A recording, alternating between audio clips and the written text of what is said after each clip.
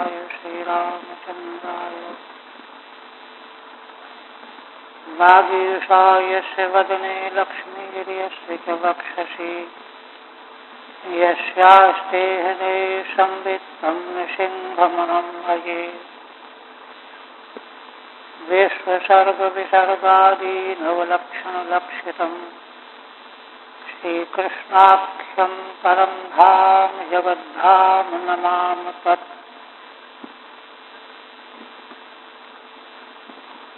श्रीमद्भागवत के पंचम स्कंध में 3 अध्याय पूर्ण हुए। क्रमशः महाराज प्रियव्रत का चरित्र, आग्नेय का और महाराज नाभि का। इन्हीं महाराज नाभि के यहाँ भगवान अवतार लेकर के आए, उनका आख्यान आरंभ हो रहा है।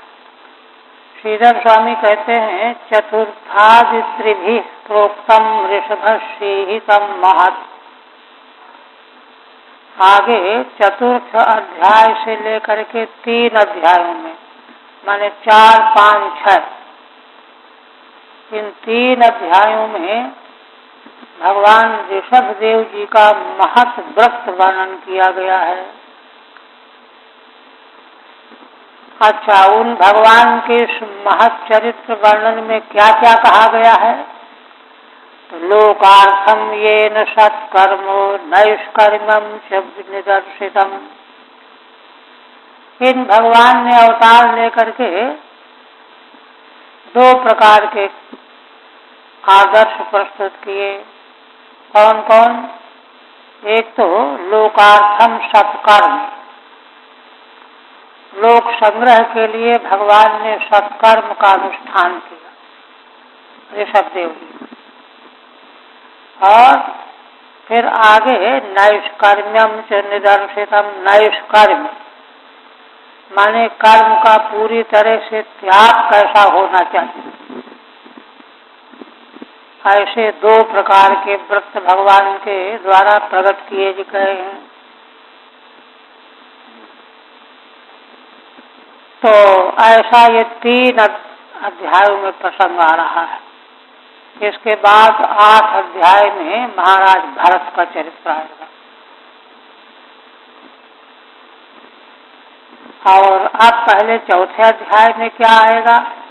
चतुर्थे शतपुत्रस्य राज्यम तस्योपवर्ण्यते। चौथे अध्याय में भगवान के 100 पुत्र प्रकट होंगे, उत्पन्न होंगे ऋषभ देव जी के, और वे राज्य शासन कैसे करते हैं यह वर्णन किया जाएगा। भगवान ऋषभ देव जी के राज्य की महिमा क्या होगी? यस्य राज्ये जनः सर्वः संतोषामृत निर्वृतः। इन भगवान के राज्य शासन काल में सारी जनता, सर्वः जना संतोषामृत निर्वृतः, संतोष और अमृत दोनों की प्राप्ति से निर्वृत रहेगी। निर्वृत माने परम शांत, कोई उलझन नहीं, कोई चिंता नहीं। ऐसे इनके राज्य की जनता होगी। अम्बुल श्री शुकवाचो अथः तमुत्पत्त्यैवाभिव्यज्यमान भगवल्लक्षणम्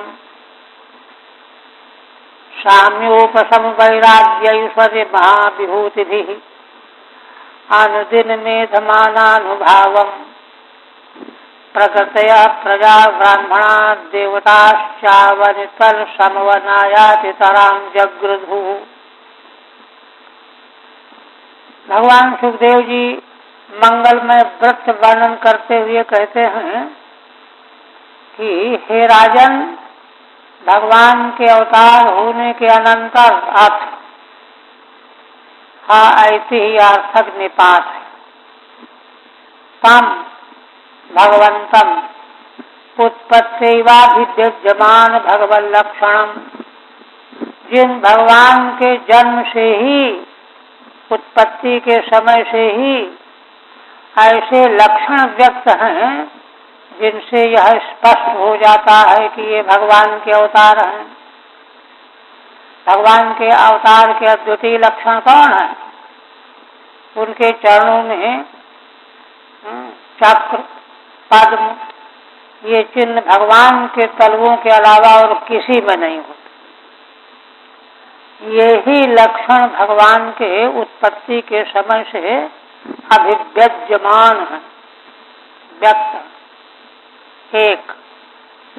और साम्योपशम वैराग्य ऐश्वर्य महाविभूति भी, वे भगवान समता एक, उपशम माने मनोनिग्रह, वैराग्य, ऐश्वर्य आदि महान विभूतियों के साथ अनुदिन मेघमानानुभावम, जिन भगवान का अनुभाव माने प्रभाव रोज बढ़ता चला जा रहा था।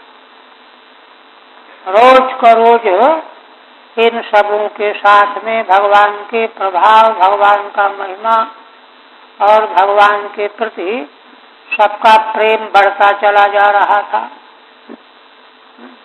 और बढ़ते बढ़ते इतना बढ़ गया कि प्रकृतियां माने मंत्रिमंडल, प्रजा, दो ब्राह्मण और यहाँ तक कि देवता भी, अग्नि वायु सूर्य आदि देवता भी आवन तल समवनाय आतितराम जगृधु, इन भगवान ऋषभदेव जी को ही पृथ्वी का शासन सौंप देना चाहिए, है ना।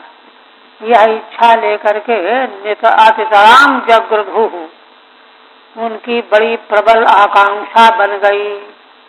सारा मंत्रिमंडल, सारी प्रजा, ब्राह्मण, देवता भी सब के सब ये चाहने लगे कि इन्हीं भगवान को पृथ्वी का शासन मिलना चाहिए, तो हम लोग सुखी हो जाएंगे। सुखी तो पहले भी थे, किंतु विशेष के प्रति विशेष होता है ना। आप कहते हैं यह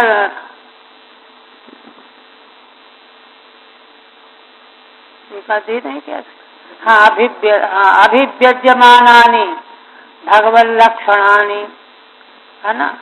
जिन भगवान ऋषभदेव जी के है ना चरण चिन्ह भगवत लक्षण से लक्षित कराने वाले पाद तलादिशु, चरण तल में, तलुए में वज्रांकुशादीनी अभिव्यक्त थे।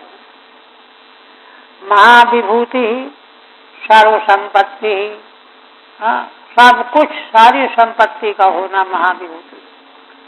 साम्यादि भी सह वर्धमान प्रभावम, साम्य उपशम वैराग्य, इस सबके साथ में जिनका प्रभाव बढ़ता चला जा रहा था।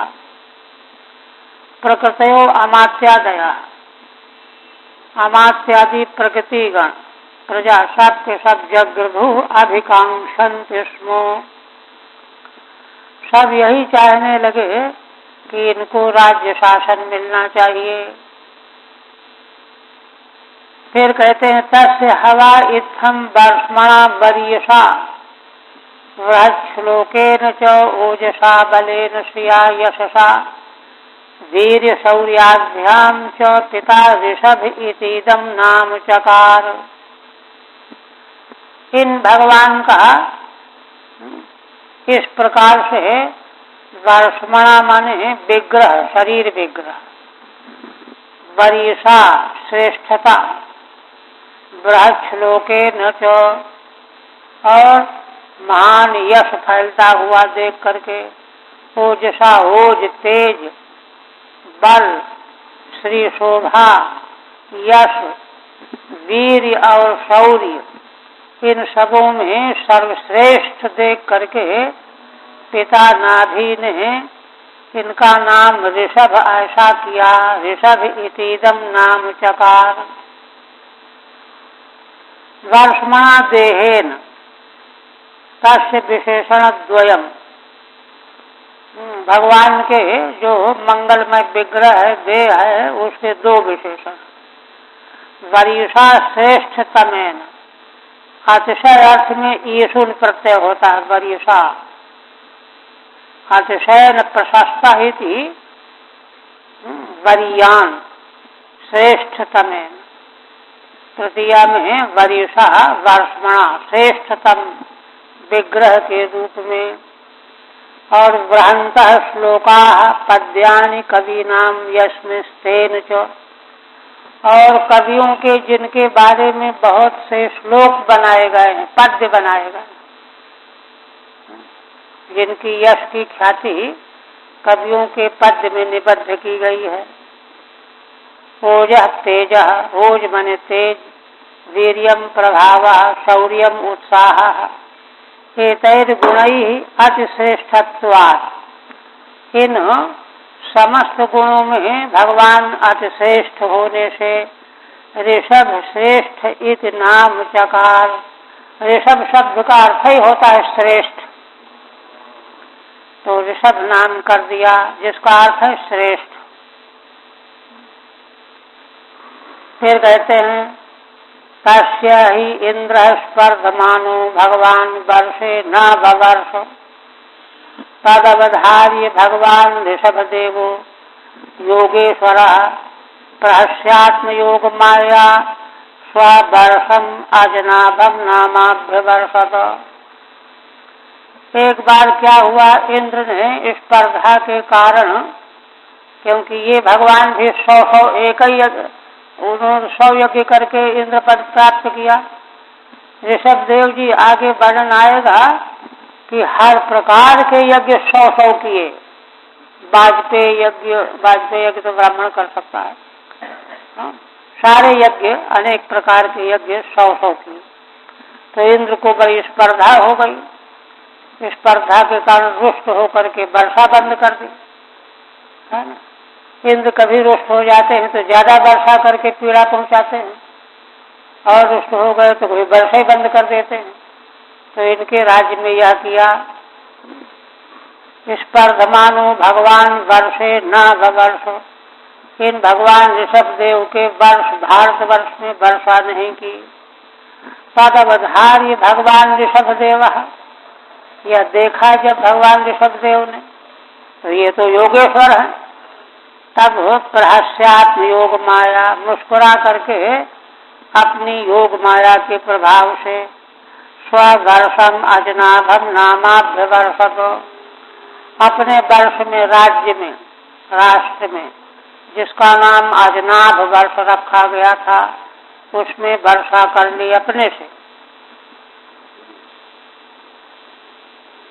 तो वही कहते हैं तस्य वर्षम मंडले, टीका नहीं।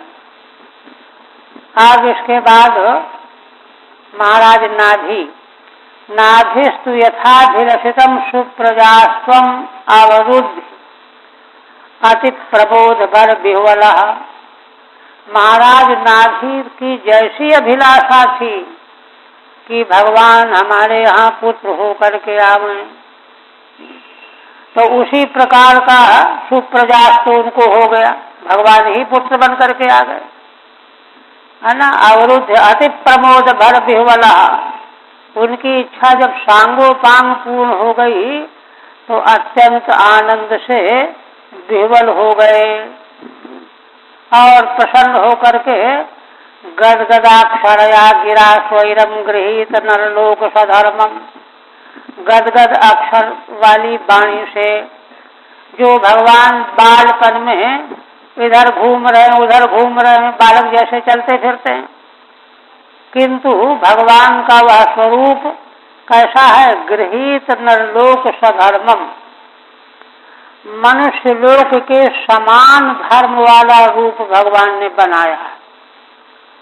भगवान में कोई पांच भौतिकत्व थोड़ा ही है, किंतु उन्होंने ऐसा रूप ग्रहण किया है कि मनुष्य लोक के मनुष्य प्राणी जैसे होते हैं वैसे ही धर्म वाले बने हुए हैं।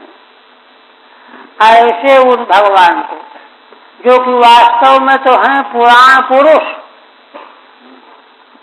उनको ही जिन्होंने मनुष्य लोक के धर्म वाला रूप अपना प्रकट कर रखा है योग माया के द्वारा, तो उन भगवान ऋषभदेव जी को है ना भी माया विलसित मति, माया से जिनकी बुद्धि विलसित हो रही है, भटक रही है, मोहित हो रही है, तो भगवान को हे वत्स, हे तात, इधर आओ, ये करो, ऐसे बुला रहे हैं उनको आनंदित होकर के।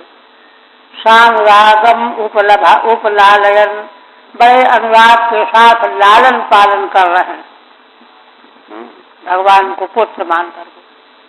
पराम निर्वृत्त मुपगतः, और इस प्रकार से उनको उच्च कोटि की शांति मिली। जैसे भगवान श्री कृष्ण की सेवा करने में माता यशोदा नंद, ऐसे उनको आनंद आया। ठीक है। अवरुद्ध माने प्राप्त, अपने मनोरथ के अनुसार भगवान को अपने पुत्र के रूप में प्राप्त करके स्वैरम इच्छया गृहीतो नरलोक समान धर्मो मनुष्याकारो येन, जिन भगवान ने अपनी इच्छा से ही, कोई परवस्था थोड़ी थी, नरलोक के समान धर्म वाला मनुष्य का आकार जिन्होंने ग्रहण कर रखा है। अतएव माया स्वपुत्र विलसिता मतिर्यस्य, इसीलिए नाभि महाराज के मन में ये हमारे पुत्र हैं ऐसी मति बन गई। पुनः विदितानुराग मा पौर प्रकृति जनपदो राजा नाभि आत्मजम समय सेतु रक्षायामभिषिच्य ब्राह्मणेषूपनिधाय सह मेरुदेव्या विशालायां प्रसन्न निपुणेन तपसा समाधियोगेन नर नारायणाख्यम भगवंतं वासुदेवम उपासीनः कालेन तन्महिमानमवाप। पुनः कहते हैं विदितानुरागा आपौर प्रकृति, महाराज नाभि को यह मालूम पड़ गया था कि सारे पूर्वासी और हमारा सारा प्रगति मंत्रिमंडल राज दरबार का और सारे जनपद जन समुदाय ये सब के सब पुत्र ऋषभ देव के प्रति बड़ा अनुराग रखते हैं और ये सब चाहते हैं कि इनको हमारा राजा बना दिया जाए।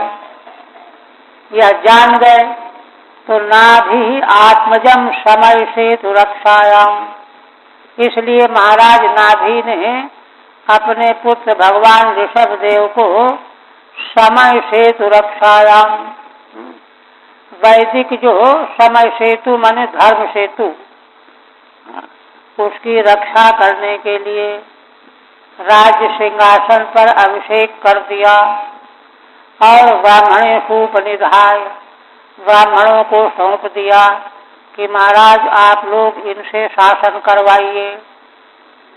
उपनिधाय, और स्वयं मेरु देवी पत्नी महारानी के साथ विशालायाम प्रसन्न निपुणेन तपसा, विशाला नगरी बद्रिकाश्रम है ना, वहाँ पहुँच गए और प्रसन्न निपुणेन तपसा समाधि योगेन, आनंद पूर्वक कुशलता पूर्वक तपस्या करते हुए समाधि योग में स्थित हो गए और नर नारायणाख्यम भगवंतम वासुदेवम उपासीना, नर नारायण नाम वाले भगवान जो वासुदेव ही हैं उनकी उपासना करने में लग गए। कालेन तन महिमानम अवाप, बहुत समय बीतने के बाद भगवान की महिमा को प्राप्त हो गए, मुक्त हो गए। ठीक है। आप और प्रकृतिम पौराण प्रकृतिश्च अभिव्याप्ति सारे पूर्ववासी और प्रकृति माने मंत्रिमंडल साक्षात विदितो अनुरागो यस्मिन, उनको मालूम पड़ गया था कि ऋषभदेव पर इनका बड़ा अनुराग है ना। इसलिए कथम भूतो नाभि जनपद जना पौरादय पदम प्रमाणम यश सह। महाराज नाभि प्रजातंत्रोन्मुख राजतंत्र के शासक थे, माने प्रजा जो पसंद करे उस प्रकार का राजतंत्र। इसलिए जनपद जना पौरादय पदम प्रमाणम यस्य, है ना। जनता के लिए शासन किया जाता है, जनता क्या चाहती है ना। ऋषभदेव को अपना राजा बनाना चाहती है, यह जान गए। जान करके आत्मजम धर्म मर्यादा रक्षणार्थम अभिषेच्य, धर्म की मर्यादा की रक्षा करने के लिए अभिषेक कर दिया। और ब्राह्मणानाम उत्संगे निधाय, ब्राह्मणों के उत्संग माने गोद में दे दिया, क्योंकि अभी बालक है ना, वो समझ रहे थे। विशालायाम बदरिकाश्रम में महारानी मेरु देवी के साथ बद्रिकाश्रम को चले गए। प्रसन्नम परानुद्देजकम निपुणम च तीव्रम नित्येन, दूसरे को कष्ट न पहुंचाने वाला जो निपुण तप है, तीव्र तप में लग गए। उपासीन सेवमान कालेन तन महिमानम जीवन मुक्तिम अवापो, उपासना करते हुए बहुत समय बीतने के बाद महिमा को माने जीवन मुक्ति को प्राप्त हो गए। यस्या पांडवेय श्लोका उदाहरन्ति, भगवान सुखदेव जी कहते हैं कि हे पांडवे, परीक्षित के लिए संबोधन है। इन्हीं महाराज नाभि के लिए सारे संसार में प्रसिद्धि है। 2 श्लोक कहे जा रहे हैं। क्या है? कौन तत्कर्म राजर्षिर नाभे अन्वाचरेत पुमान, संसार में कौन ऐसा मनुष्य है कि जो राजर्षि नाभि के कर्मों का आचरण कर सके। क्यों ऐसा क्यों कहते हो? कहते हैं कि देखो, अपत्यता मगाद्यस्य हरिशुद्धेन कर्मणा, जिन महाराज के कर्म इतने शुद्ध थे कि भगवान उनके पुत्र होकर के आ गए। सबसे बड़ा योग्यता भगवान को प्राप्त करने की शुद्ध जीवन हो। महाराज नाभि का बड़ा शुद्ध जीवन था, शुद्ध कर्म थे। ऐसे उनके कर्म की कौन क्षमता कर सकता है, आचरण कर सकता है? नाभेश तत्प्रसिद्धम कर्म अनु तदनंतरम कौन पुमानाचरेत, उनके बाद कौन ऐसा संसार में मनुष्य हो सकता है जो ऐसा आचरण कर सके? न कोपित ऐसा, भाई कोई ऐसा नहीं। एक तो ये श्लोक है। दूसरा, ब्रह्मण्यो अन्य कुतो नाभेर विप्रा मंगल पूजिता, इन श्लोकों के द्वारा उनके जीवन का की महिमा का सार बताया जा रहा है। तो पहले श्लोक में तो उनके है ना कर्म की महिमा ये थी कि बड़े शुद्ध कर्म थे। दूसरे में ब्रह्मण्यो अन्य कुतो नाभे, नाभि से भिन्न ब्राह्मण भक्त दूसरा कौन हो सकता है? कहते क्यों? तो कहते सुनो, विप्रा मंगल पूजिता, इन्होंने, इन महाराज नाभि ने ब्राह्मणों का बड़ा मांगलिक सत्कार करके उनका पूजन किया था। इसीलिए यस्य बर्हिषि यज्ञेशम दर्शयामासु रोजसा, ब्राह्मणों का सर्वाधिक सम्मान आदर करने से ही उन्होंने भगवान की याचना की, प्रार्थना की कि उनके यज्ञ में यज्ञेश भगवान अपने स्वरूप से प्रकट हो गए, दर्शन दे दिया। ये दूसरी महिमा।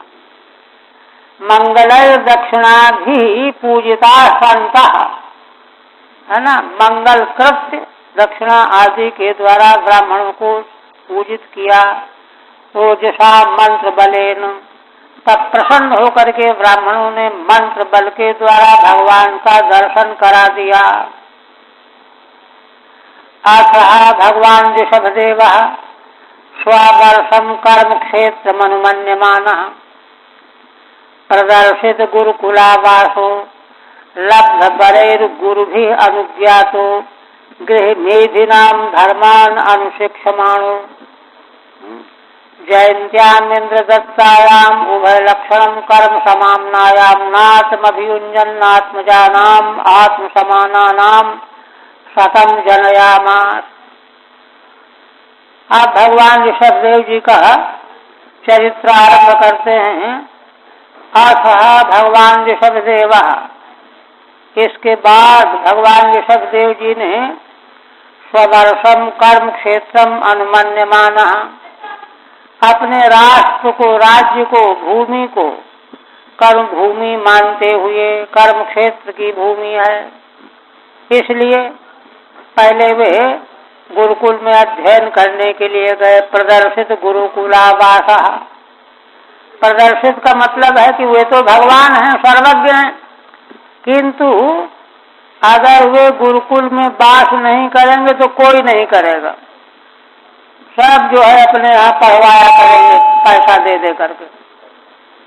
इसलिए भगवान ने इस यह मर्यादा नष्ट न हो, गुरुकुल में स्वयं निवास किया। प्रदर्शित गुरुकुलावासा लब्ध बलैः गुरुभिः अनुज्ञाता, और वहाँ अध्ययन पूरा करके, है ना, गुरुओं से वरदान प्राप्त किया। विद्या तो प्राप्त की, उनकी आज्ञा मांगी, और तब गृह मेधिनाम धर्मान अनुशिक्षमाणा, सदगृहस्थियों के धर्म की शिक्षा देने के लिए जयंत्याम इंद्र दत्तायाम, इंद्र के द्वारा सौंपी गई जयंती के साथ भगवान ने विवाह किया। उभय लक्षणम कर्म समाम्नायाम नातम, दो कर्म है, श्रौत कर्म और स्मार्त कर्म। श्रौत स्मार्त दोनों प्रकार के कर्मों का भगवान ने आचरण किया। समाम्नायाम नातम अभियुंजन, है ना, जो वेद में स्मृतियों में जो कर्म कहे गए हैं उनसे अपने को जोड़ा। अभियुंजन आत्मजानाम आत्मसमानानाम, और अपने ही समान गुण वाले शील वाले शतम जनयामास, 100 पुत्रों को उत्पन्न किया। अन्येषाम ग्रहणाय प्रदर्शितो गुरुकुल वासो येन, संसार के दूसरे प्राणियों को आदर्श रूप में ग्रहण कराने के लिए भगवान ने गुरुकुल में निवास दिखाया। अनुशिक्षमाणो अनुशिक्षयन, जिससे दूसरों को शिक्षा मिले कर्म कांड की। उभय विधम मन श्रुति स्मृति लक्षणम, कर्म विधि अभियुंजन अनुतिष्ठन, दोनों प्रकार के कर्म विधि का अनुष्ठान करते हुए जयंत्याम भार्यायाम आत्मजानाम शतम जनयामास, जयंती पत्नी में अपने समान गुण धर्म वाले 100 पुत्रों को उत्पन्न किया। येषाम खलु महायोगी भरतो ज्येष्ठ श्रेष्ठ गुण आसीत, उन 100 पुत्रों में भरत जो सबसे बड़े अवस्था में भी थे और गुणों में सर्वश्रेष्ठ थे। येन इदम वर्षम भारतमित विविदिशन्ति, इन्हीं भरत जी के नाम से इस देश का नाम भारतवर्ष कहा जाता है। टीका नहीं। तमनु कुशावर्त इलावर्तो ब्रह्मावर्तो मलय केतुर भद्रसेन इंद्र स्त्रिक विदर्भ की कथित नवनवति प्रधाना, है ना। इन भरत जी के बाद के जो 9 पुत्र थे वे 90 में प्रधान थे। भरत जी तो 99 के ऊपर थे, किंतु उनके बाद के जो 9 पुत्र थे, कुशावर्त, तिलावर्त आदि, ये 90 पुत्रों में प्रधान थे, बड़े थे और गुणवान भी थे।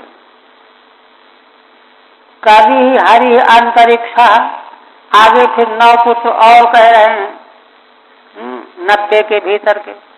कवि हरि अंतरिक्ष प्रबुद्ध पिप्पलायन आविर्हो तोथ दुमिलश्चमसः करभाजना।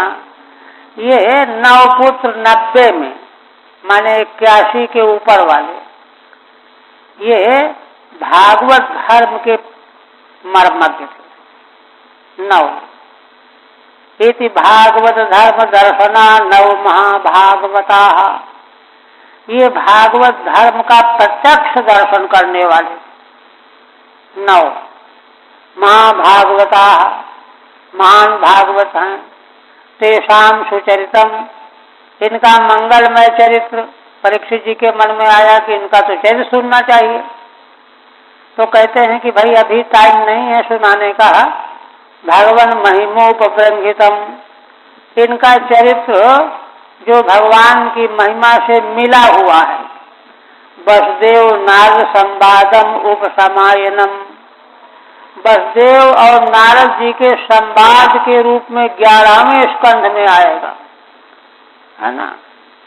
2 से 5 तक 9 योगेश्वरों का संवाद के नाम से, जो उपसमायनम, शांति का जो घर है संवाद, यह उपनिष्ठात वर्णयिष्यामः, इसका हम आगे चल करके वर्णन करेंगे 11वें स्कंध में, वहीं सुनना, ये कहा। ठीक है। तम भारतम अनुकुशा वर्तादयो 9 पुत्रा 90 प्रधाना ज्येष्ठा। भारत के बाद कुशावर्तादि जो 9 पुत्र थे, वो 90 की अपेक्षा प्रधान थे, ज्येष्ठ थे। तदनंतरम कवि प्रमुखा 9 भागवत धर्म प्रदर्शका, और 90 के भीतर जो कवि प्रमुख हैं, ये भागवत धर्म के प्रदर्शक 9 हैं। वसुदेव नारदेव संवादो यस्मिन, इनका हम प्रसंग आगे सुनाएंगे 11वें स्कंद में, जहाँ वसुदेव नारद जी का संवाद प्रस्तुत किया जाएगा। उपनिष्ठाद एकादश स्कंध है 11वें स्कंध में। और फिर कहते हैं यवियांशः एकाशीतिर्जायन्ते, सबसे छोटे 81 जयंती के जो पुत्र थे। पितुरादेश करा, पिता के का आदेश पालन करने वाले थे। महाशालीना, बहुत शांत थे। महाश्रोत्रिया, वेदों के ज्ञाता थे। यज्ञशीला, निरंतर यज्ञ करते रहते थे। कर्म विशुद्धा, इनका कर्म बड़ा शुद्ध था। ब्राह्मणा बभूवुः, ये तो बिल्कुल ब्राह्मण हो गए थे। महाशालीना मध्य अति विनीता। फिर कहते हैं भगवान ऋषभ संज्ञ आत्मतंत्र, स्वयं नित्य निवृत्तानर्थ परंपरा, केवलानंदानुभव ईश्वर एव विपरीतवत् कर्माण्यारभमाण, काले नानुगतम धर्माचरणेन उपशिक्षयन् अतद्विदाम, सम उपशांतो मैत्र कारुणिको धर्मार्थ यश प्रजानंदामृतावरोधेन गृहेषु लोकम नियमयत। आप कहते हैं कि भगवान ऋषभ देव, जिनका नाम है, ऋषभ जिनकी संज्ञा है, ये आत्मतंत्र माने सर्वतंत्र स्वतंत्र हैं, भगवान ही हैं। और इनको स्वयं किसी कर्म साधन की अपेक्षा नहीं है। क्यों? स्वयं नित्य निवृत्ता अनर्थ परंपरा, ये तो स्वयं ही अनर्थ की परंपरा से परे हैं, अलग हैं। क्यों अलग कैसे हैं? कहते हैं केवलानंदानुभव, ये केवल आनंदानुभव रूप ईश्वर हैं, परमात्मा। ईश्वर एव विपरीतवत कर्माण्यारभमाण, किंतु मानो ईश्वर नहीं है, मनुष्य हैं। ऐसे दिखा रहे हैं अपने को विपरीत की तरह से, कर्मों का आरंभ किए हुए हैं तो ईश्वर, उनको कोई आवश्यकता नहीं, किंतु वे मनुष्य जैसे अपने को दिखाते हुए कर्म कर रहे हैं। जब मनुष्य अपने को दिखा रहे तो मनुष्य को क्या करना चाहिए वो भी दिखा रहे हैं। काले नानुगतम धर्मम आचरणेन उपशिक्षयन्, बहुत समय के बाद जो धर्म कमजोर पड़ रहा था उस धर्म को अपने आचरण के द्वारा शिक्षित करते हुए, किन लोगों को? अतत विदाम, जो धर्म की महिमा को नहीं जानते हैं, जो उसको ऊपर ऊपर से समझ करके उसकी उपेक्षा करते हैं, उन लोगों को स्वयं धर्माचरण करते हुए शिक्षा देने के लिए सम उपशांतो, समान रहते हुए, अंदर से शांत रहते हुए, मैत्र कारुणिका, मित्र भाव वाले हो करके, परम दयालु हो करके, धर्म अर्थ यश प्रजानंदामृतावरोधेन, धर्म अर्थ यश, प्रजा माने संतति, आनंद और अमृत माने मोक्ष, इन सबको प्राप्त कराने की दृष्टि से गृहेषु लोकम नियमयत, है ना, सारे संसार को घर में रहते हुए यह शिक्षा दी कि भाई धर्म अर्थ यश, है ना, इस सब की वृद्धि कराने वाले कर्म को करो, दूसरे अपराध कर्म न करो। केवल शुद्ध विपरीतवत अनीश्वरवत कर्माणि कुर्वन्, भगवान ऋषभदेव जी तो हैं केवल शुद्ध परमात्मा, किंतु विपरीत माने अनीश्वर की तरह से कर्म करते हुए हैं। नियमयत, नियमितवान, सारे संसार को उन्होंने नियमित किया, नियम में बांध दिया। पाठांतरे नितराम आरमयत, पाठांतर है कहीं कहीं पर न्यारमयत है, पाठांतर में न्यारमयत है, तो न्यारमयत की व्याख्या हो जाएगी नितराम आरमयत, सारे संसार लोक को भगवान ऋषभदेव जी ने आरमण कराया। कर्म करने हेतु भगवान कर्म क्यों कर रहे हैं? जब भगवान है, ईश्वर हैं, तो कहते हैं अनुगतम उत्सन्नम धर्मम स्वयं आचरणेन अतत विदाम उपशिक्षयन्, जो धर्म धीरे धीरे क्षीण हो रहा था, उत्सन्न हो रहा था, उस धर्म का स्वयं आचरण करते हुए, जो धर्म के रहस्य को नहीं जानते उनको शिक्षित करते हुए कर्म कर रहे हैं। कथम, कैसे? धर्मादीनाम अवरोधेन संग्रहेन, धर्मादि का संग्रह करके क्या मिलेगा? आनंदो भोग और अमृत मोक्ष, भोग और मोक्ष दोनों प्राप्त किए जा सकते हैं। धर्म की उपेक्षा करके न भोग मिलेगा न मोक्ष मिलेगा, है ना। यद्यक्षीर्षण्याचरितम तत्तद अनुवर्तते लोकः, भगवान ऋषभदेव जी के मन में यह बात थी कि श्रेष्ठ लोग जैसा आचरण करते हैं उसी का संसार अनुवर्तन करता है। शीर्षण्य श्रेष्ठस्तेन आचरितम तत्तद अनुवर्तते यतः, उसी का उसी प्रकार का कर्म संसार अनुकरण करता है, इसलिए धर्म का मजबूती से पालन करना चाहिए। यद्यपि स्वविदितम सकल धर्मम ब्राह्मम गुह्यम ब्राह्मणैर दर्शित मार्गेण सामादि उपायैर जलता मनुष्यसात्। अब एक बात और कहते हैं कि यद्यपि भगवान तो सर्वज्ञ हैं, अपने आप ही सब जानते हैं, स्वविदितम सकल धर्म, ब्राह्मम गुह्यम, ब्रह्म ने वेद में जो धर्म कहा गया है उसको पूरी तरह से भगवान जानते हैं, और जो गुह्य रूप है धर्म का उसको भी जानते हैं, किंतु जानते हुए भी ब्राह्मण दर्शित मार्गेण सामादि भी उपाय जनता मनसास, लोक संग्रह के लिए ब्राह्मणों से पूछ करके, है ना, जैसा वे कहते थे वैसा ही उसी मार्ग से शासन करते थे।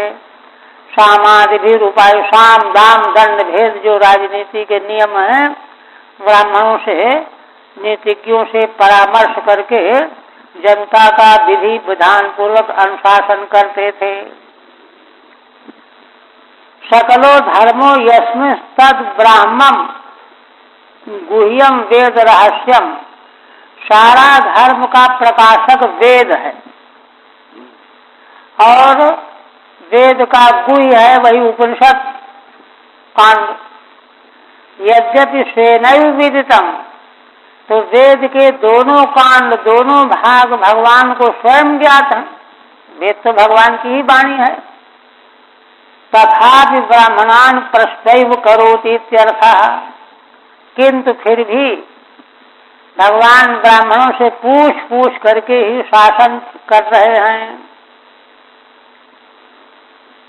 और उसके बाद देखिए, द्रव्य देश काल वय श्रद्धा ऋत्विक विविधोद्देशोपचितैः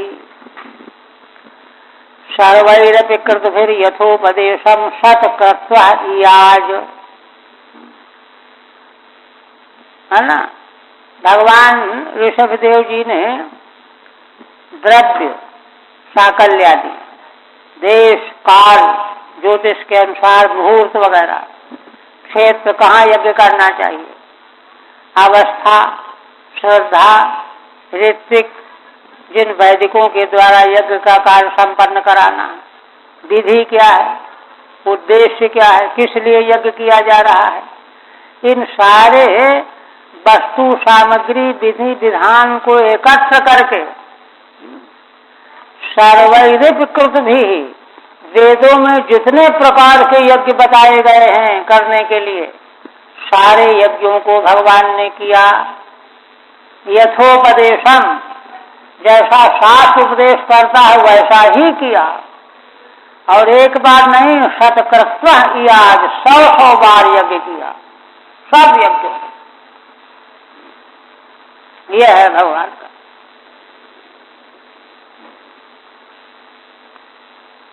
अब देखिए, शास्त्र जो करने को कहता है उसको कोई सुनता ही नहीं, और सब समाज के चिंता करने वाले इधर उधर का उपद्रव कल्पना बात तो निकालेंगे, ऐसे किया जाए वैसे किया जाए, लेकिन शास्त्र की दृष्टि को अनुसरण किए बिना व्यक्ति समाज कभी किसी का हित हो ही नहीं सकता।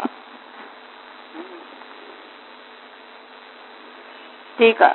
द्रव्यादि भी उपचितैः यज्ञैः इष्टवान, द्रव्यादि सारी सामग्रियों को एकत्र करके व्यवस्थित करके यज्ञों के द्वारा आराधना की भगवान ने।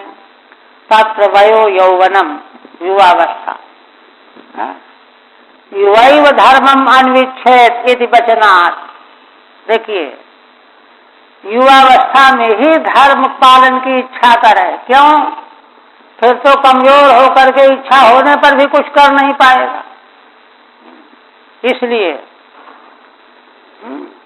विविधोद्देशा नाना देवतोद्देशा, विविध नाना देवताओं के उद्देश्य से भिन्न भिन्न यज्ञों का जिनका विधान वेदों में है, यथोपदेशम यथा विधि, विधि पूर्वक, ये है आदर्श जीवन। शासकों को ऐसे करना चाहिए। भागवतार्षभेण परिरक्षमाणः एतस्मिन् वर्षे न कश्चन पुरुषो वाञ्छति अविद्यमान विवात्मनो अन्यस्मात् कथंचन किमपि कर्हिचिद् अवेक्षते। भारतर्यनुशवनम विजृंभित स्नेहातिशय मंत्रेण। देखिए, भगवान ऋषभदेव जी का ऐसा जो है विशुद्ध कर्म था, आदर्श जीवन था, धर्म के प्रति महान निष्ठा थी। उसका फल क्या निकला? सारी प्रजा जो है अत्यंत सदाचार और सत लक्ष्य से ओतप्रोत हो गई। वही कहते हैं भगवदर्शभेन परिदक्षमाणः एतस्मिन् वर्षे। भगवान ऋषभदेव जी के द्वारा इस भारतवर्ष में जिस प्रजा की रक्षा की जा रही थी, प्रजा की रक्षा लोग कहते हैं कि जो है भूखे को रोटी दे दो, कपड़ा दे दो, हो गई रक्षा। अरे ये नहीं है, उसकी रक्षा के लिए धर्म बचाओ। धर्मो रक्षति रक्षितः। इसलिए परिरक्षमाणः एतस्मिन् वर्षे न कश्चन पुरुषः। उसका लक्षण अब बता रहे हैं। इन भगवान ऋषभदेव जी के राष्ट्र में एक भी पुरुष ऐसा नहीं था। देखिए क्या है ना, वांछति अविद्यमान विवात्मनो अन्यस्मात् कथंचन किमपि कदाचित्। वह अपने लिए अन्य किसी से कुछ भी, कभी भी, किसी भी तरह से कोई वांछा नहीं रखता है कि हमको इससे ये मिल जाए, ये मिल जाए, ये मिल जाए, ये काम चल जाए। ये है धर्म के पालन का फल। ये है एक तो ये संसार की किसी वस्तु की आकांक्षा न रह जाए, निवृत्त हो जाए। भारतर्यनुशवनम विजृंभित स्नेहातिशय मंत्रेण कदाचिद अवेक्षते। कहते हैं कि अगर वे कुछ चाहते थे तो क्या चाहते थे? भारतर्य अनुशवनम विजृंभित स्नेहातिशय मंत्रेण। अपने महाराज ऋषभदेव जी प्रत्येक क्षण उनके प्रति प्रेम स्नेह अतिशय बढ़ता चला जा रहा था। महाराज भगवान ही तो शासक हैं। उनके प्रति प्रत्येक प्रजा के मनुष्य का प्रेम स्नेह निरंतर बढ़ता चला जा रहा। इसको तो चाहते थे कि इनके प्रति प्रेम हमारा और बढ़े और बढ़े और बढ़े, लेकिन किसी दूसरे से कभी भी कुछ भी, कभी कोई आकांक्षा नहीं करते थे।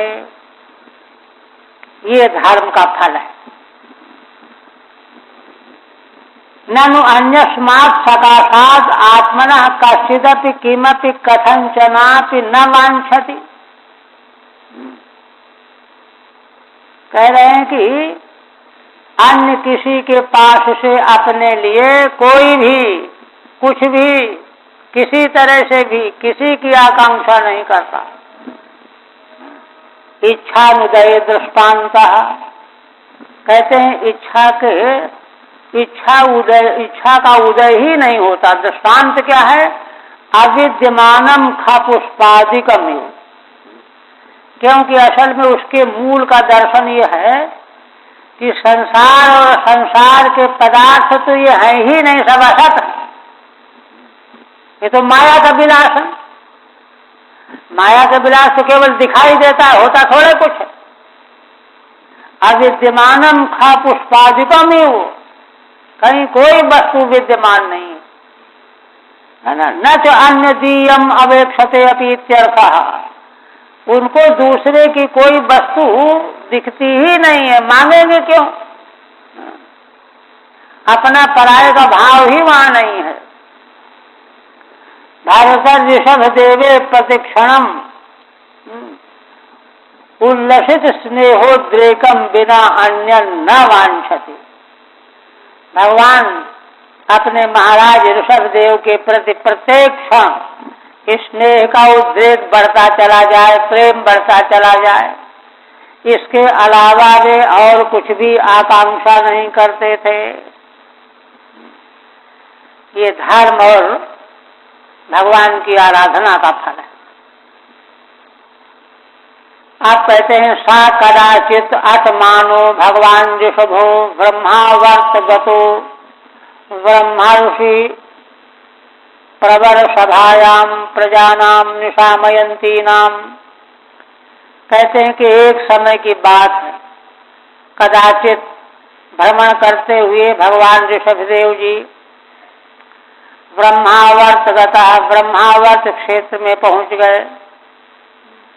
वहां पर प्रसंगात ब्रह्मर्षियों की सभा जुड़ी हुई थी, कोई मीमांसा चल रही थी, है ना, जीवन के संबंध में और मनुष्य को क्या करना चाहिए इस संबंध में मीमांसा चल रही थी, चिंतन मीमांसा हो रही, जिससे कि क्योंकि बीच बीच में इसीलिए देखिए शास्त्रों में ऐसे दृष्टांत दिए गए हैं। कहते महाराज जनक के यहाँ उपनिषद में वर्णन आया है कि उनके यहाँ यज्ञ आदि का प्रसंग होता तो ब्राह्मणों में चर्चा छेड़ दी जाती विचार के लिए। उपनिषद में आया बृहदारण्यक में 3रे अध्याय में कि उन्होंने ऐसा किया कि कितने हजार गऊओं के सींगों को सोने से, उनके खुरों को चांदी से मढ़ करके बीच मैदान में छोड़ दिया कि जो ब्रह्मवेताओं में वरिष्ठ वो इनको ले जाए। ये प्रसंग वहां दिया गया। तो इससे मतलब कोई देने लेने को तो यूं ही देते ही रहते थे, किंतु तात्पर्य है कि उससे स्पर्धा बढ़ती थी, कौन ले जाएगा, कौन ब्रह्मविद वरिष्ठ है, शास्त्रार्थ छिड़ा, पूरा एक अध्याय ही है कैसे कैसे शास्त्रार्थ हो। ये सब जब चलता था तो अनायासेन लोग उससे परिचित रहते थे। अब तो कहीं कुछ भी नहीं। यहाँ कई बार जो हम यहाँ संतों से भी हमने जिक्र किया, हमने कहा कि भाई ऐसा करो कि जैसे सप्ताह कथा श्रीमद् भागवत की होती है वैसे सनातन धर्म क्या है इस पर मीमांसा हो। एक बार सभा बुलाओ, कई बार कहा, सुन के रह गए, हाँ ठीक है कुछ नहीं।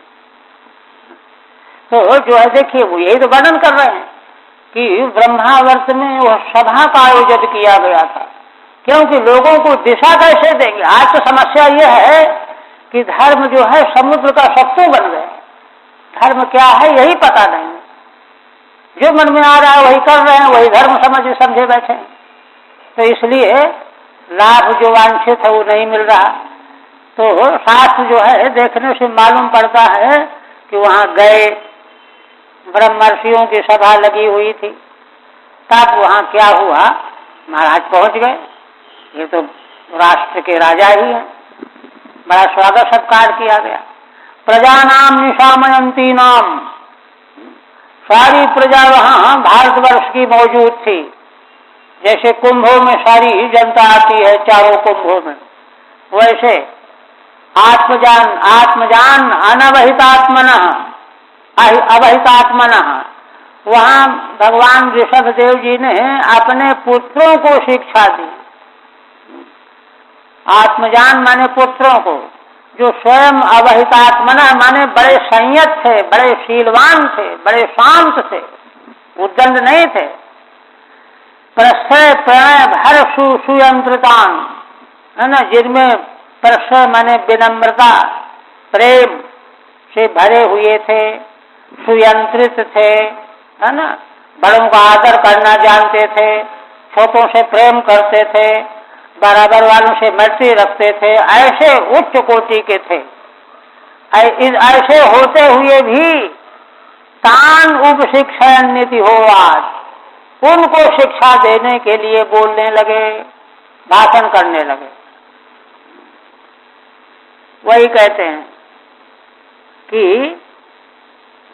अवहितात्मना संयत चित्तानपि, यद्यपि उनके चित्त संयत थे किंतु अपने पुत्रों को उद्देश्य करके उपदेश करेंगे तो सारा समाज सुनेगा।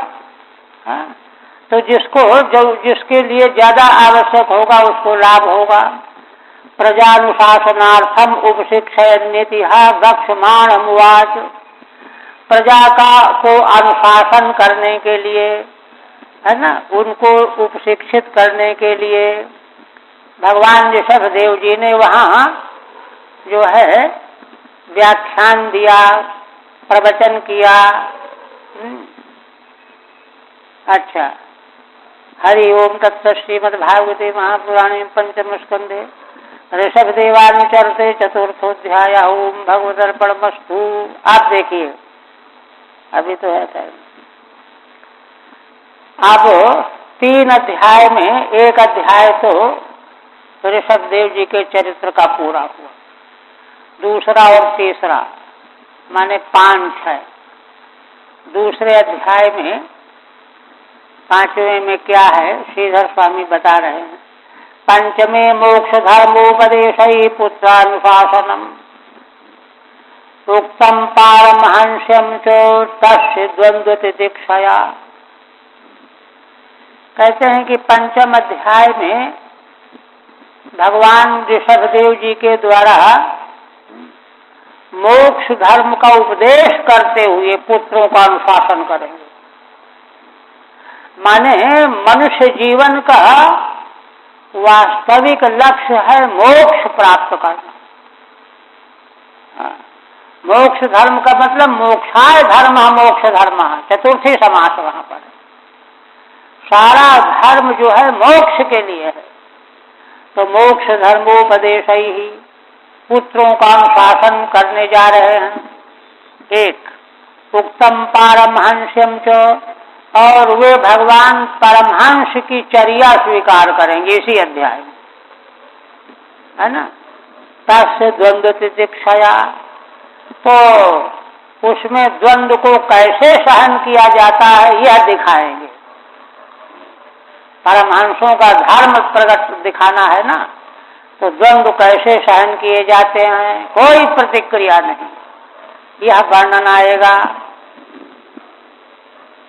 आप कहते हैं ऋषभोवाच, कहते हैं नायम देहो देह भाजान लोके कष्टान कामान अर्हते विद्भुजाम ये तपो नित्यम पुत्र का येन सत्वम शुद्धेद्यस्माद् ब्रह्म सौख्यम त्वनंतम। 27 श्लोकों में यह उपदेश है। धीरे धीरे आनंद से कहते हैं कि देखो पुत्रों का ही संबोधन कर रहे, हे पुत्र का, हे मेरे प्यारे पुत्रों, नायम देहो देह भाजाम निर्लोके।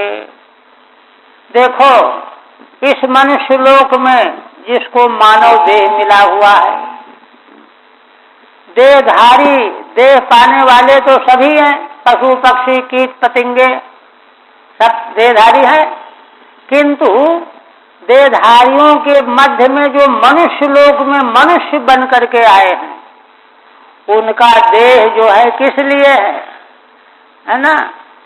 कष्टान कामान न अर्हते, यह देह मानव देह है, कष्ट देने वाले कामनाओं के लिए नहीं है। अर्हते माने योग्यो न भवति, माने मानव देह पा करके काम भोगों का ही सेवन किया जाए, इसके लिए इसके योग्य नहीं है। एक बात ये देखिए, कामान के साथ में कष्टान जो है उसका विशेषण लगा हुआ है। मतलब क्या हुआ, कह रहे हैं कि कामनाओं का भोग अंत में कष्ट ही देने वाला है, जिसका परिणाम कष्ट ही है। ऐसे भोगों के लिए मानव देह योग्य नहीं है। कहते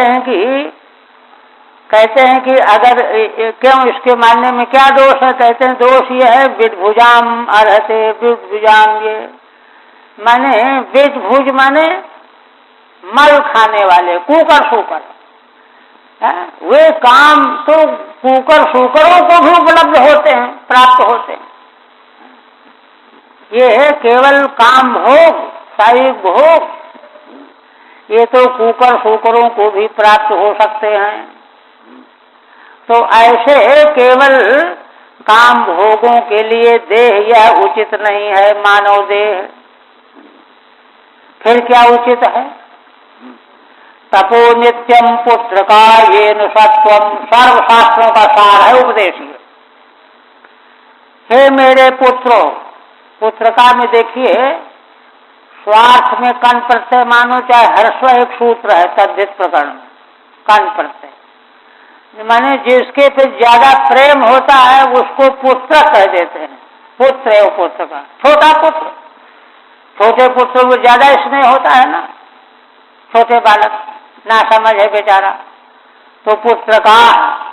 और जबकि देखिए कितने विशेषण पीछे बताए गए हैं कि कैसे थे वो, हे मेरे पुत्रों, है ना।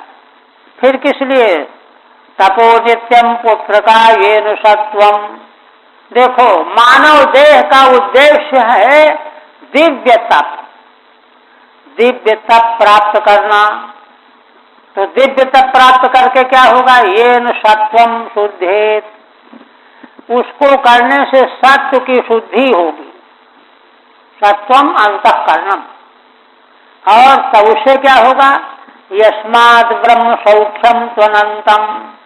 और जब सत्व शुद्ध हो जाएगा तो अनंत ब्रह्म का सुख मिल जाएगा, और वह ऐसा सुख मिलेगा कि कभी वह कम नहीं पड़ेगा, न जाएगा न कम पड़ेगा। इसके प्राप्त करने के लिए मानव देह मिला हुआ है। इन दो कौड़ी के भोगों में फंसने के लिए नहीं मिला हुआ है। ठीक है,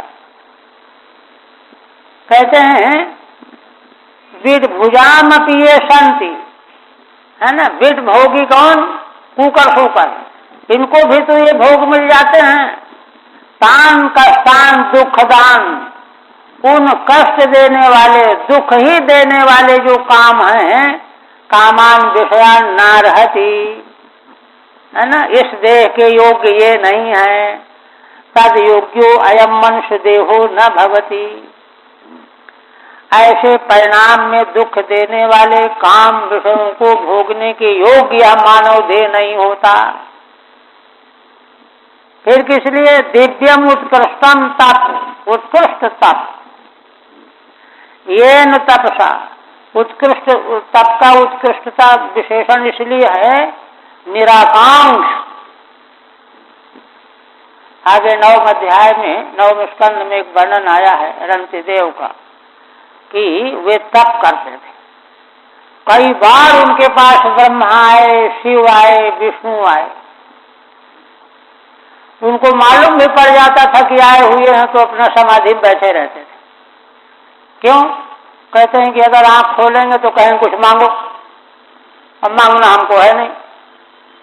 देखिए क्या क्या साधक थे, इसलिए चुप बैठे।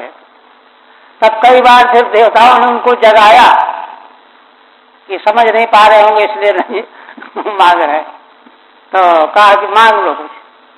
तो कहा कि भगवान आपने बड़ी कृपा की, बस इसी से हम तृप्त हो गए, हम कुछ मांगेंगे नहीं। इसलिए तप असल में दिव्य तप, दिव्य विशेषण जो है तप का मतलब निरपेक्ष, वही तप जो है भगवान की ओर ले जाएगा। अगर उसमें कोई कामना सम्मिलित है वो तो संसार के भीतर की वस्तु मिला देगा बस।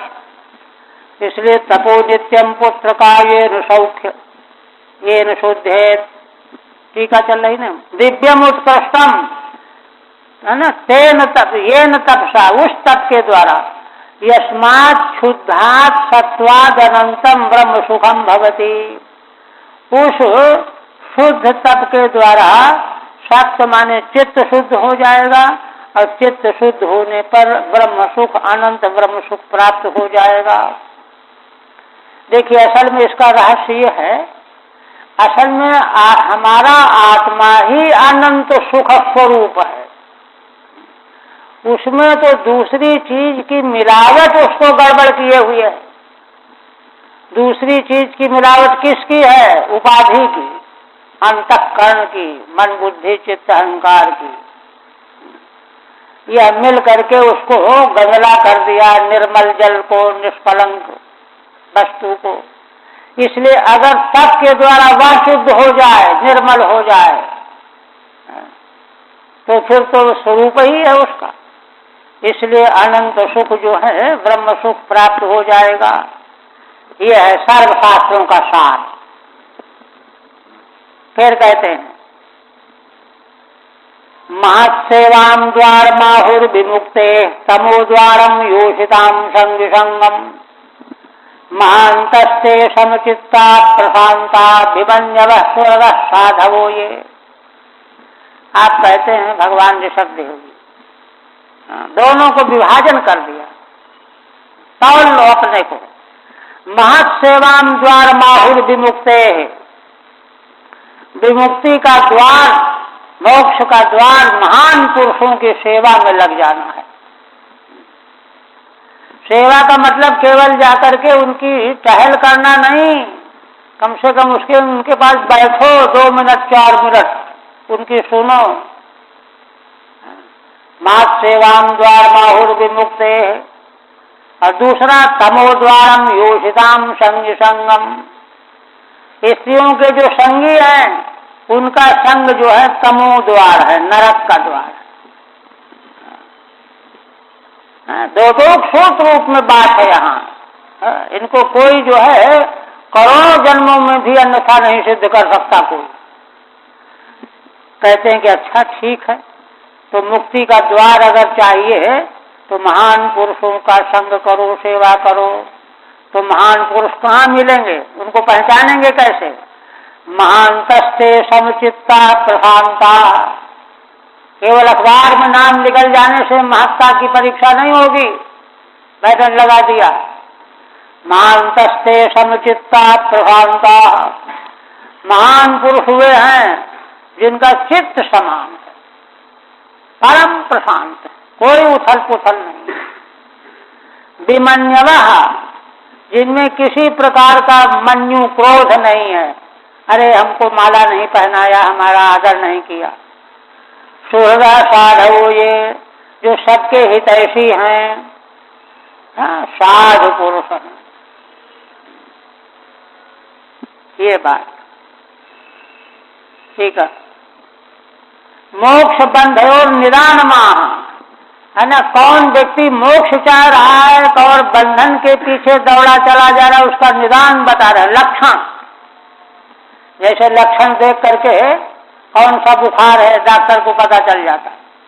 मात सेवामिति, और तमसा संसार सुद्वारम योषिताम ये संगिना तेषाम संगम, स्त्रियों के जो संगी हैं उनका संग जो है तम अज्ञान का द्वार है। महताम लक्षण माह, महान पुरुषों का लक्षण क्या है? सार्धेन 1.5 श्लोक में कहते हैं महानता ही। साधव सदाचारा एक, और दूसरा ये वामयी से कृत सौहृदार्था जनेषु देहम भर वार्तिकेषु गृहेषु जायात्मज रातिमत्सु न प्रीति युक्ता यावदर्थाश्च लोके। देखिए बहुत उच्च कोटि का उपदेश है। भगवान कहते हैं कि देखो, या तो महान पुरुषों का लक्षण इस तरह से बताया गया, समचित्त प्रशांत, है ना, सुहृद हितैषी विमन्यु, अथवा ये वा का मतलब अथवा इसीलिए वह शब्द विकल्पार्थक है, क्योंकि महान पुरुषों की रहनी सहनी को जल्दी कोई समझ ही नहीं सकता। ये भी तो है, लोग जो है उनकी रहनी सहनी को देख करके चौंकते हैं, अरे ऐसे ऐसे, किंतु उनके भीतर की बात यहाँ कही जा रही है। क्या? ये वह मई से कृत सौहृदार्था, जो मुझ परमेश्वर में, भगवान में, है ना, सौहार्द रखने वाले हैं। माने सौहार्द को ही अर्थ समझते हैं, पुरुषार्थ समझते हैं। भगवान में प्रेम को ही जो पुरुषार्थ समझने वाले हैं वे जनेषु देहम भर वार्तिकेषु, और जो सामान्य जन में जो कैसे लोग हैं, देहम भर वार्तिकेषु, जिनको यही लगा रहता है कि पेट कैसे भरेगा, मकान बनाना है, ये करना है, वो करना है, इसी में लगे रहते हैं। गृहेषु जायात्मज राति मत्सु, और जो घर में पत्नी पुत्र धन है ना, इन्हीं में डूबे रहते हैं, इनसे न प्रीति युक्ता, इनसे कोई प्रीति नहीं करते। उनकी प्रीति तो एकमात्र भगवान में होती है। तो कहते हैं कि अगर इनसे प्रीति नहीं करेंगे तो बेचारे खाएंगे क्या? तो यावदर्थाश्च लोके, संसार में केवल उतना वे संबंध बनाए रखते हैं जितने से काम चलता रहे। यावदर्थाश्च लोके, इस तरह से जिनके लक्षण हैं वे महान पुरुष हैं। इनका संग जो है मोक्ष का द्वार है। ठीक है। मयि ईशे कृतम सौहृदम एवार्थः, जो भगवान के भक्त जन हैं, महान पुरुष हैं, जिनके लिए ईश्वर में सौहार्द ही सबसे बड़ी बात है, पुरुषार्थ है। पुरुषार्थो ये सा वह शब्देन अन्य निरपेक्षस्य लक्षणत्वम दर्शयति। देखिए श्रीधर स्वामी कहते हैं कि पहले तो महांतस्थे समचित्ता प्रशांता कहा है ना, वो लक्षण अलग। क्यों अलग? क्यों कि यहाँ हुआ शब्द कहा है। चाहे वह लक्षण हो उसको ही महापुरुष मानो, अथवा यह लक्षण हो उसको महापुरुष मानो। इसलिए है ना, लक्षणत्वम स्वतंत्र रूप से निरपेक्ष लक्षण है। देहम बिभर्तित देहम भरा, है ना, जो देह के भरण पोषण के लिए में लगे रहते हैं सवेरे से शाम तक। विषय वार्तैव न धर्म विषया, है ना, जिनको दुनियादारी की विषय वार्ता ही सब कुछ है, धर्म का विषय वो सुनना ही नहीं चाहते, उनको टाइम नहीं है। ये तेषु जनेषु जायाद युक्तेषु गृहेषु च, ऐसे लोग और जो स्त्री पुत्र आदिकों में रात दिन डूबे रहते हैं, उनसे भी ज्यादा वार्ता नहीं करते, प्रीति नहीं करते। रातिर मित्रम धनम वा, राशि माने धन भी होता है, मित्र भी होता। पाठांतरे जायादि प्रदेशेषु यावदर्थार्थ यावदर्थ में वार्थो ये सामिति। उन महान पुरुषों को संसारी लोगों से जितना प्रयोजन है उतना ही संपर्क रखते हैं, है ना। मध्यम बदलूपी समासः यावदेव अर्थ एव अर्थो ये सा, मध्यम बदलूपी समास। देह निर्वाहाधिक स्पृहा शून्य इत्यर्थ। देह निर्वाह से अतिरिक्त स्पृहा उनमें नहीं रहती। कहते हैं कि ये बात बताई, लक्षण बता करके मनुष्य जीवन का उद्देश्य जो है भगवान ने बताया। आप कहते हैं कि अच्छा, कामनाओं की निंदा क्यों की आपने? तो आप कहते हैं कि देखो, अगर प्रारंभ से ही जीवन का लक्ष्य मोक्ष को नहीं बनाओगे, बचने के लिए बचाव को नहीं बनाओगे, सोचोगे कि 2-4-10 साल पहले ऐसा कर लेते हैं फिर वैसा कर लेंगे। कई लोग ऐसा गुणा भाग लगा लेते हैं और फिर वो समय कभी आता ही नहीं, नाश हो जाता है। शास्त्र तो त्रिकालज्ञ है ना, वो जानता है कि व्यक्ति अभी मन को समझा रहा है, दूसरे को जो है बेवकूफ बना रहा है, इसके बस का है नहीं कुछ, क्योंकि मन उसका राग से आकुल है। तो कहते हैं कि देखो बात असल में ये है, अगर कामनाओं के पीछे तुम पड़ गए तो क्या होगा? नूनम प्रमत्ता कुरुते विकर्म यदिन्द्रिय प्रीत आपनोति। अगर व्यक्ति इंद्रियों को प्रसन्न करने में लग गया, व्यापृत हो गया, व्यग्र हो गया, हम तो जो है इन वस्तुओं की व्यवस्था करके मानेंगे, बढ़िया मकान बनाएंगे, आने जाने के लिए सवारी की व्यवस्था करेंगे, वही सब प्रपंच। ये जब अगर उसमें आकृत हो गया तो क्या होगा, तो वह धर्म के मार्ग में प्रमादी बन जाएगा, और प्रमादी बनते ही विकर्म करने ही लगेगा। अब तो चाहे झूठ बोल करके अगर उल्लू सीधा हो रहा तो बोल लो, जिस तरह से भी उल्लू सीधा हो यही जो है स्वभाव बन जाएगा। क्या करोगे? त्रिकाल शास्त्र बता रहा है। इसलिए न साधु मन्ये यत आत्मनो अयम असन्नपि क्लेशद आस देहा। इसलिए हे पुत्रो, मैं इंद्रियों को तृप्त करने की दिशा में व्यापृत होने को अच्छा नहीं मानता हूं। क्यों? क्योंकि धीरे धीरे गफलत में पड़ करके वह दुष्कर्म करने लगेगा। एक बात। दूसरी बात, आत्मनो अयम आसन्न क्लेशद आस देहा।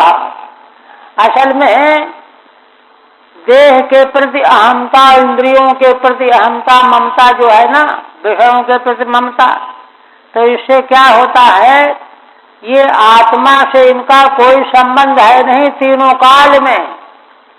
असत है ये, असन्नपि क्लेशद आस देहा।